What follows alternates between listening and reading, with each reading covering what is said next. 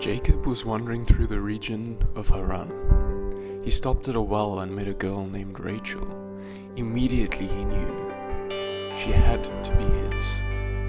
So he volunteered to work for 7 long years in exchange for her hand in marriage. After he worked for 7 long years, he was given the wrong girl, her sister Leah. So Jacob set out to work another 7 long years to get his Rachel. Love will make you do crazy things. Hosea was a prophet with a unique calling from God. Marry that prostitute, God said. Now Gomer was not the ideal wife. Besides being a prostitute, she ran away, she gave herself to other men. But Hosea had a calling, and no matter how many times she ran away, no matter how many men she gave herself to, Hosea still loved her. Love will make you do crazy things. King Solomon, he had a good head on his shoulders. He was very smart and very wise, the wisest king to have ever lived, they said. But nothing could stop him from losing his mind every time he saw his beloved. He screamed of his love from the mountaintop. He shouted his devotion in the valley. He even wrote it all down so that millions of people would read it. Love will make you do crazy things.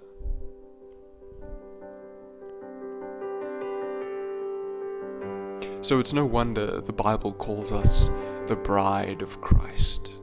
And since the beginning of time, Christ has been pursuing his bride, pursuing her beyond the walls of the garden, beyond her disobedience, pursuing her in the midst of her rebellion, in spite of her wickedness, pursuing her to the lands of foreign gods, in the midst of her unfaithfulness. Our disobedience to God's will can never outweigh Christ's obedience to it. Our wickedness can never outweigh his goodness. Our unfaithfulness can never outweigh his faithfulness. We give ourselves to other gods, but he still loves his bride. He shouts his love for us through every word written in the scriptures, and he pursues us to immeasurable lengths, even death on a cross.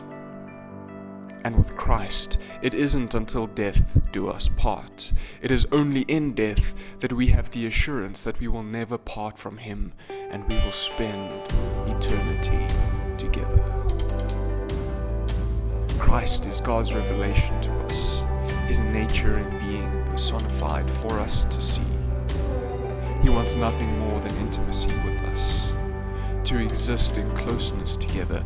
His love never fails, it never gives up, and it will chase us to the ends of the universe. Love will make you do crazy things. The bride of Christ. This is more than a metaphor.